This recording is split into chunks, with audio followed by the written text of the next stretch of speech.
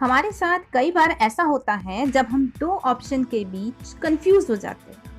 ये समझ नहीं पाते हैं कि हमें किस ऑप्शन को सेलेक्ट करना चाहिए। और कई बार तो ऐसा भी होता है कि काफ़ी सारे ऑप्शन होते हैं और उनमें से किसी एक को सेलेक्ट करना होता है। बहुत मुश्किल है, बहुत कंफ्यूजिंग भी है, किसे चुने और किसे ड्रॉप करें। तो ऐसी स्थिति में हमें क्या करना चाहिए? अब कई लोग जब बहुत ज़्यादा कंफ्यूज हो जाते हैं तो बस आंखें बंद करके वो उंगलियों वाला गेम खेलकर ऑप्शन सेलेक्ट कर देते हैं। हो सकता है बाय चांस ये सही भी हो जाए, लेकिन अगर सही नहीं हुआ तो हमें हमेशा ये मलाल रहता है कि यार काश सोच समझकर सेलेक्ट किया होता।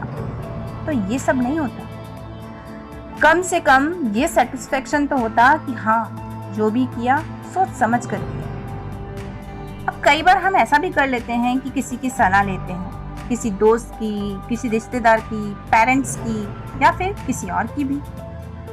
पर होता क्या है, वो जब सलाह देता है तो वो अपने नज़रिए, अपने समझ, अपनी परिस्थिति के अकॉर्डिंग सोचकर हमें सलाह देता है, जबकि हमारी खुद की अपनी वीकनेस है, अपने स्ट्रॉन्ग पॉइंट्स हैं, अपना पर्सपेक्टिव है। तो अगर हम उसकी सलाह को एज इट इज अपना लेते हैं, दैट इज नॉट करेक्ट। हाँ, सलाह लेना गलत नहीं है, पर सलाह को as it is blindly follow करना सही नहीं। तो अब करें क्या? जब मझधार में खड़े हों तो आखिर हमें करना क्या चाहिए? तो जब भी हम दो राहें पर खड़े हों या दो ऑप्शन के बीच में स्टक हो जाएं, तो हमें क्या करना चाहिए? कंफ्यूजिंग क्वेश्चन है। एक्चुअली हमें दोनों ही ऑप्शन के दोनों एस्पेक्ट को देखना चाहिए, यानी पॉजिटिव एस्पेक्ट और नेगेटिव एस्पेक्ट। मींस जैसे अगर हमने फर्स्ट ऑप्शन को एनालाइज किया तो उसके पॉजिटिव इम्पैक्ट को हम देखेंगे कि इस ऑप्शन को सेलेक्ट करने पर क्या पॉजिटिव इफेक्ट हो सकते हैं। साथ ही नेगेटिव इम्पैक्ट को भी हमें देखना पड़ेगा, एनालाइज करना पड़ेगा कि क्या गलत चीजें हो सकती हैं हमारी लाइफ में अगर हमने वो ऑप्शन सेलेक्ट किया तो। इसी तरह हमें सेकंड ऑप्शन को भी एनालाइज करना है कि उसके भी क्या गुड और बैड इफेक्ट हो सकते हैं। अगर दो से ज्यादा ऑप्शन हमारे सामने हैं तो भी हमें ऐसे ही पॉजिटिव और नेगेटिव एस्पेक्ट देखने हैं। इस सारे एनालाइज में हमें कुछ चीजों का बहुत ध्यान रखना है। तो पहली बात ये हमें ध्यान रखनी है कि जब भी हम किसी ऑप्शन के पॉजिटिव या नेगेटिव एस्पेक्ट निकालते हैं तो बिल्कुल इम्पार्शियल होकर निकालें, मींस नो बायस। अब दूसरी बात ये ध्यान रखनी है कि जब हम पॉजिटिव एस्पेक्ट निकालते हैं किसी ऑप्शन के तो उसकी नींव जो है वो झूठ पर ना हो।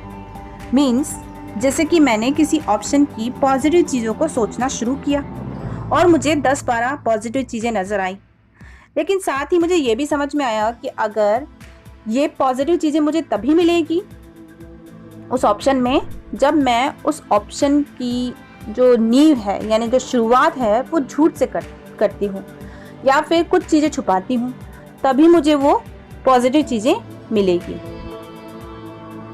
अब अगर कोई चीज़ छिपाई जा रही है जो कि उस ऑप्शन से बहुत ज़्यादा मैटर करती है तो भाई शुरुआत ही गलत हो गई, नींव ही गलत है।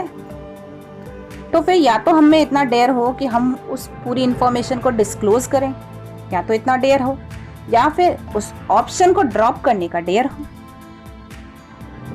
तीसरी बात ये ध्यान रखनी है कि इन सारी चीज़ों के एनालाइज में मेंटल स्ट्रांगनेस बहुत ज़रूरी है। जितना हम पॉजिटिव चीज़ों को एक्सेप्ट करने में मेंटली प्रिपेयर हों, उतना ही नेगेटिव चीज़ों के लिए भी मेंटली प्रिपेयर रहें। तो हमें इन सारी चीज़ों को ध्यान में रखकर एनालाइज करके फिर परफेक्ट ऑप्शन को चुनना है।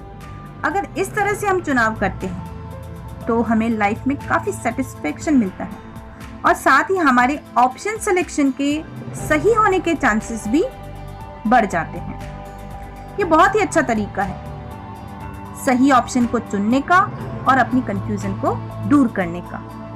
आप ट्राई करके जरूर देखिएगा, इट रियली वर्क्स और इसके रिजल्ट भी वंडरफुल होते हैं। तो ये थी हमारी राय ऑप्शन सिलेक्शन को लेकर। ऐसे ही अलग अलग टॉपिक्स पर हम अलग अलग वीडियो लेकर आते रहेंगे।